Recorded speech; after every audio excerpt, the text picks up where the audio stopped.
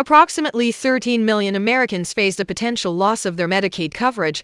Questions are being raised about the Trump administration's request for $50 million in taxpayer funds to purchase a luxury Gulfstream aircraft. This contentious issue became the focus of intense questioning when Senator Ruben Gallego confronted DHS Secretary Kristi Noem about the spending priorities. Noem's response to these pointed inquiries was notably uncomfortable and less than convincing. Are you going to have access to that $50 million Gulfstream jet that the Coast Guard is going to supply? The Coast Guard will use that jet exactly how it uses the jets that it has today, exactly in the same manner that it uses the ones that it has in place today. Would you consistently be using it to travel? I don't know if I would use that one or if I would use the other one. I have no idea. But I do spend time out there with our components making sure that they are know that they have a secretary that's engaged with them, that's visiting with them, seeing what their needs are. No, sir, they're not photos. They've meant the world to the individuals at the Department of Homeland Security. They have meant the world to our ICE agents, our border agents, when they ask me to be out there with them.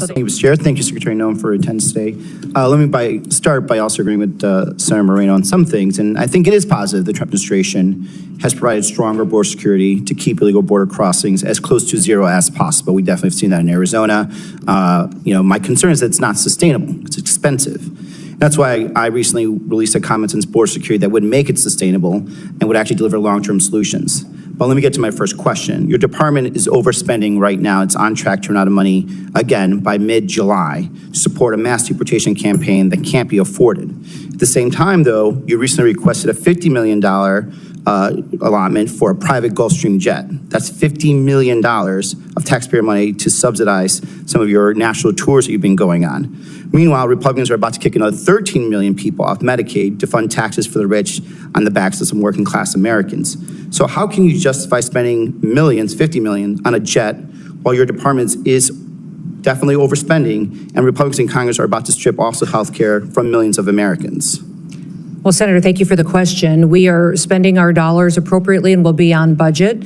When your reference to the airframe that was the requested dollars were put in for, that's for the Coast Guard. It's to replace an existing jet that is over 20 years old and is beyond its usable hours. And the Coast Guard for many, many years has been neglected and has many airframe that have been grounded because they can't even be maintained anymore. The suppliers that give us parts and repairs and maintenance for them have said that they'll no longer support that kind of a mission. We have cutters that haven't been completed, that haven't been deployed out across the world. And then we also, beyond that, are asking for a request to build out the number of Coast Guard members that we need in place. We're asking for 15,000 more to complete the missions that are going forward. Are you going to have access to that $50 million Gulfstream jet that the Coast Guard is going to supply? The Coast Guard will use that jet exactly how it uses the jets that it has today, exactly in the same manner that it uses the ones that it has in place today. Would you consistently be using it to travel?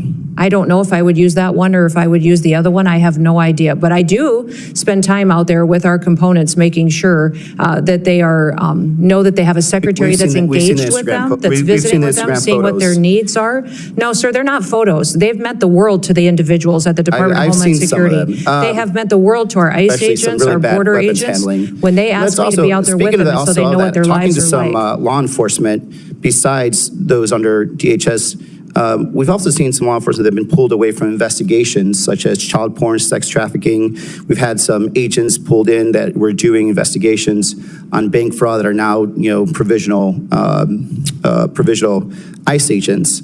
And I think creating and making them do this type of work is also making us more and more dangerous since they're not actually doing this long-term investigation. On the other hand, I have talked to some border chiefs and sheriffs repeatedly, and they've been highlighting the danger associated with cartels targeting teenagers and border communities through social media apps and recruiting them to participate in smuggling operations. And one of the bills I introduced with several colleagues here actually is the Combating Cartels on Social Media Act, which will help DHS counter this threat. Arizona communities cannot wait for the legislative process to play out on this. What is DHS doing to solve this problem and help keep American children and communities safe from cartel criminal activity and recruitment too? Well, that is the problem that we have with the longer that they're here, the more established they become and the more they recruit individuals who may live in this country, U.S. citizens, or even our kids to be a part of Some of their them are actually on the other operations. side too. So it's both sides. What do you mean on their Some side? of the cartels are using social media on, let's say, Mexico, Yes, wherever. definitely they So are. it's back and forth. Yes, they definitely are, but they also are infiltrating our country still by recruiting our children to be a part of their Yes, that's the networks. problem, yeah. So we're working with not just the experts that we have within CBP and ICE, but also using our other components to address some of the sophistication that we've seen in these apps, as far as CISA and partnerships that they may have with private industry that can give us insight in what we can do to deploy our own counter-terrorist activities and applications to those systems, what we can do to make sure that we're stopping their ability to communicate with our children and bringing awareness. The Department of Homeland Security has programs in different areas, such as the And I Know disagree, to but Protect and the can- other programs you may be familiar Have you with. been able to that- work directly with the social media companies, though, not just through the We legislative have had process? conversations with the social media companies, and Because we've, by the time we get around to do it, Right. we're losing more and more people. So like having a very direct conversation in a concentrated effort to actually have outcomes is going to be quicker because they have the option to do it. We don't have to come in and do it. They just choose not to because they'd rather make more money than anything else. well, that may be, but I found them very willing to come to the table. I've had myself spent dozens of hours with them, and my team has spent hundreds of hours